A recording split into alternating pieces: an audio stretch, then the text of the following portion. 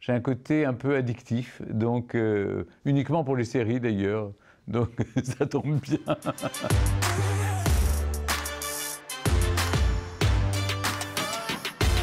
Ces dernières années, on a eu le sentiment qu'il y a eu de plus en plus de séries dont le thème principal était ou les familles royales, ou en tout cas les grandes dynasties, ou des personnages vraiment importants autour des royautés. Et c'est bien de se poser la question pourquoi.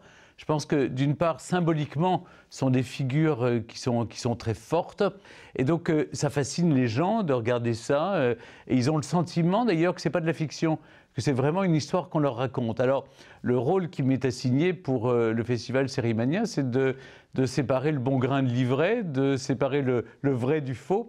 Il y a beaucoup de faux, je vous le rassure, mais en même temps, c'est une licence poétique, puisque c'est de la fiction. Je trouve tout à fait normal que des scénaristes imaginent comme ça une série fictionnée. Dans le même temps, si vous voulez, la réalité est souvent plus forte que la fiction. Parce que ce sont des familles où il y a tellement d'histoires que même, on se dirait, souvent il m'est arrivé de me dire, mais si on l'écrivait dans un roman, on ne nous croirait pas tellement c'est énorme. Et en fait, c'est la réalité.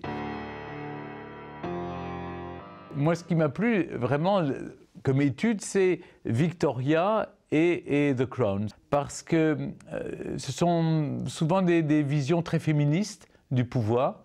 C'est vrai qu'au XIXe siècle, comme au XXe siècle, c'est pas courant que les femmes aient le pouvoir. Par chance, maintenant, c'est la règle commune, et c'est tant mieux. Mais à l'époque, c'est comment, par exemple pour la reine Victoria, comment une femme au XIXe siècle, qui n'avait de solution pour exister que de se marier, eh bien, peut avoir le pouvoir et même le refuser à son mari. Quant à la reine Elisabeth avec The Crown, évidemment, on raconte...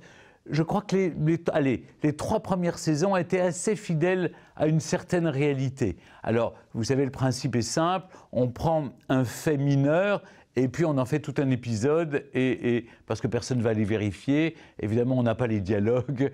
Mais la dernière saison, c'est quand même... là c'est tellement libre que c'en est caricatural. Il y a des séries contemporaines comme The Crown, Versailles, évidemment plus ancienne. Et qu'est-ce que ça nous dit de nous-mêmes, ou en tout cas des figures dont on parle? Versailles, ça montre les Français de façon tout à fait caricaturale. Hein. On n'est pas propre, on aime faire l'amour de façon plutôt sauvage, on drague tout le temps, visiblement. Hein. Ils ont une vision de la cour de Louis XIV qui est assez étonnante, mais ça m'a beaucoup amusé, je dois dire. Cela dit, les Tudors, c'est pas mieux. Quand vous regardez Henri VIII, qui quand même était un géant, un sybarite, quelqu'un qui profitait de la vie, qui était un monstre, et qui était obèse aussi. Mais là, Rhys Meyers est plutôt bel homme, donc je pense qu'ils se sont trompés dans le casting, mais en même temps, il fallait plaire.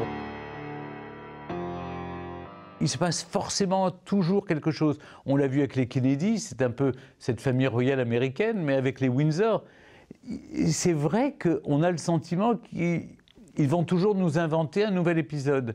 C'est-à-dire qu'on a l'impression de regarder les naissances, les mariages, les enterrements, c'est le cycle de la vie, mais sous forme évidemment rendue publique. Ils vivent en pleine lumière ce que chacun de nous vit dans l'ombre. Et déjà, la sérialisation, elle est là. Écoutez, c'est toujours amusant d'être sollicité pour venir parler ou d'une passion ou de quelque chose qu'on peut partager avec le public. Je trouve que c'est bien. J'espère dans un avenir, comme je me mets à tourner dans des séries, j'espère à mon tour être invité pour autre chose que pour parler des royautés dans les séries.